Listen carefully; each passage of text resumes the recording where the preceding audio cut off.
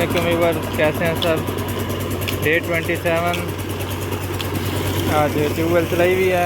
सुबह पानी लगाया था नहरी, तो नहरी पानी तो पूरा नहीं होता, तो इस वजह से ये वाला पानी भी लगाया। हाँ भाई, वो बताना भूल गया। डे 27 बासमती 515 चावल की किस्म लगी हुई है।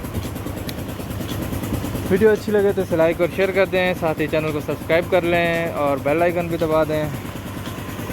तो कल स्प्रे की थी, अभी कुछ दिन लगेंगे इसको इफेक्ट ज़ाहिर होने में।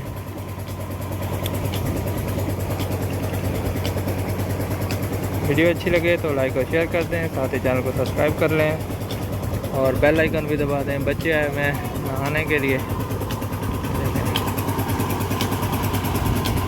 ठीक है जी, आज के लिए इतना वीडियो काफ़ी है। Thank you very much. अल्लाह हाफिज़।